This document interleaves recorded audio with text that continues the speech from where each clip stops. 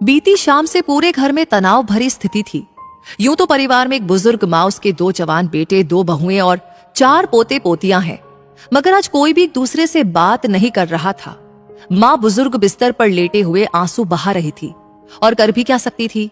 जब से वो बाथरूम में गिरी तब से बिस्तर पर ही थी, मगर आज दोनों बेटों को और छोटे छोटे बच्चों को एक दूसरे से बात नहीं करते देख वो काफी असहज महसूस कर रही थी, वरना घर में बातचीत के साथ हंसी की आवाजें गूंजती सुन। मगर आज दोनों बहुओं की रसोई में बर्तनों की खटपट से साफ पता चल रहा था कि दोनों ऐसे अपनी अपनी नाराजगी जताते हुए काम कर रही थी। दोनों ने बच्चों को एक दूसरे से मिलने के लिए साफ साफ मना कर दिया था।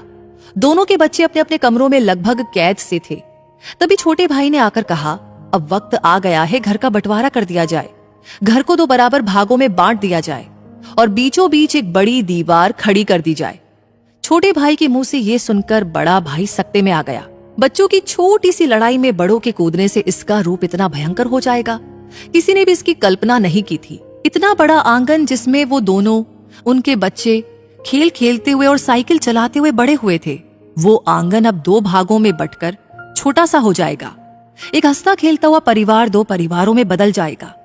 एक परिवार में हम सब हर त्योहार मिलकर कितने हर्षोल्लास के साथ मनाते थे, कितनी रौनकें हो जाती है, लेकिन अलग अलग होने से यहाँ सब बेरौनक हो जाएगा। कितना अच्छा लगता है जब पूरा परिवार एक साथ मिलकर एक ही टेबल पर सब खाना खाते हैं। घर में बनने वाला साधारण सा खाना भी स्वादिष्ट व्यंजन सा प्रतीत होता है। मगर अब क्या, 2-2 चूल्हे जलेंगे, 2 अलग अलग जगह खाना बनाया जाएगा। भीगी हुई पलकों को साफ करते हुए बिस्तर पर चुपचाप बैठी माँ की तरफ देखकर बुदबुदा उठा, ऐसा क्यों माँ, आज तुम चुपचाप क्यों बैठी हो? बचपन में जब हम दोनों भाई लड़ते थे तब तुम बिना किसी की गलती जाने दोनों की खूब डांट लगाती थी और कुटाई भी कर दिया करती थी, जानबूझकर हमें अलग अलग बैठा दिया करती थी। लेकिन हम दोनों भाई अलग नहीं रह पाते थे। थोड़ी देर में ही हम दोनों साथ साथ खेलने कूदने लगते थे। माँ आज भी उठकर वैसा ही कुछ क्यों नहीं करती? डांटो चाहो तो मार पीट लो, मगर बंटवारा? माँ पिताजी के प्यार से बनाए इस आशियाने को बिखरने मत दो। माँ उदास बेबस निरीह सी बिस्तर पर बैठी बड़े बेटे के मन की व्यथा समझ रही थी और सोच रही थी, काश काश मैं अपने पैरों पर खड़ी हो पाती और इस शरीर में जान होती, मगर आज मेरी कोई सुन भी नहीं रहा। अगली सुबह भी स्थिति बदस्तूर वैसी ही थी। दोनों बहुओं ने चाय नाश्ता तो बनाया मगर एक दूसरे को परोसा नहीं। वहीं दोनों भाई बिना नाश्ता बिना लंच बॉक्स लिए अपने अपने कामों को चले गए। बड़ा भाई अब भी छोटे भाई की कही हुई बंटवारे की बात से बहुत परेशान हो रहा था। चाहकर भी उसका मन फैक्ट्री में नहीं लग रहा था। कमोबेश यही स्थिति छोटे भाई की भी थी।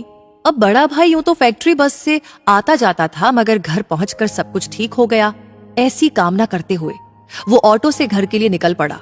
घर के पास ही एक पार्क के सामने जैसे ही उसका ऑटो रुका और वो उतरकर ऑटो वाले को पैसे दे ही रहा था कि सामने पार्क का नजारा देखकर उसका चेहरा खिल उठा। घर में उत्पन्न तनाव से बेखबर दोनों भाइयों के बच्चे आपस में मिलकर एक साथ हंसते हुए खेल रहे थे। वो तेजी से घर की ओर बढ़ गया। घर आकर उसने अपनी पत्नी को 2 कप चाय बनाने को कहा। फिर अपने भाई को आवाज लगाते हुए कहा, छोटे, ओ छोटे, कहाँ हो? आओ साथ में टीवी पर क्रिकेट देखते हैं और चाय पीते हैं। बड़े भाई की आवाज सुनकर छोटा भाई भी कमरे से बाहर निकल आया और टीवी के सामने मुस्कुराकर उसकी ओर देख रहे बड़े भाई को हैरानी और रूठे हुए स्वर में बोला, क्या हुआ भैया? आपने मुझको कल शाम इतना जो बुरा भला कहा था सब भूल गए? छोटे, भूल गया, बचपन में भी हम लोग लड़ते झगड़ते थे और मारा पीटी करते थे, लेकिन थोड़ी देर में सब भूल जाते थे। माँ भले ही हमें अलग अलग बैठा दिया करती थी, मगर हम अलग नहीं रह पाते थे। मेरे भाई, जो बचपन में करते थे वैसा अभी क्यों नहीं कर सकते? छोटा भाई अभी भी बड़े भाई को हैरानी से देख रहा था। तब बड़े भाई ने पार्क में खेलते अपने बच्चों की बात सबको बताई और कहा कि मेरे भाई, हमें अपने बचपन से और बच्चों से सीख लेनी चाहिए। अगर यही सीख हर कोई लेगा, किसी भी घर में बंटवारा नहीं होगा। छोटे, ये घर मेरा नहीं है, हमारा है, हम सबका, और अगर एक गर्म हो तो दूसरे को ठंडा रहते हुए एक साथ रहने की ही सोच रखनी चाहिए। हम क्यों और कैसे भूल गए कि गलती चाहे किसी की भी थी, की तो हमारे ही बच्चों ने थी, तो उन्हें ही सुलझाने देना चाहिए। जैसे माँ हमें अलग अलग बैठकर हम एक दूसरे की अहमियत, एक दूसरे के साथ ना होने पर अकेले होने का एहसास कराया करती थी, मगर हम बेवकूफी करते हुए उस छोटी सी बात को बड़ी बनाकर लड़ बैठते। गलती बच्चों की नहीं, हम सबकी है। इसलिए सब एक दूसरे से माफी मांगेंगे और रात गई बात गई समझकर सब कुछ बच्चों की तरह भूल जाएंगे। जैसे ही बड़े भाई ने ये कहा, छोटा भीगी हुई आंखें लिए दौड़कर बड़े भाई के गले लगकर माफी मांगने लगा। कुछ ही देर में दोनों बहुएं भी एक दूसरे से लिपटकर माफी मांग रही थी। वही बिस्तर पर लेटी हुई मां की आंखें खुशी से भीग रही थी और वो ऊपर दोनों हाथों को जोड़कर कह रही थी, हे ईश्वर, ऐसी सद्बुद्धि हर बेटे को देना जो ये सुंदर सीख समझ सके, क्योंकि एक माता पिता के लिए बहुत मुश्किल होता है अपने जिगर के दो टुकड़े करना। इस कहानी के बारे में अपनी राय हमें जरूर बताइए। लाइक ऑलरेडी कर दिया है तो शेयर भी कीजिए और ऐसी कहानियां हमेशा आपको मिलती रहे समय समय पर तो हमारे पेज को फॉलो कीजिए। धन्यवाद।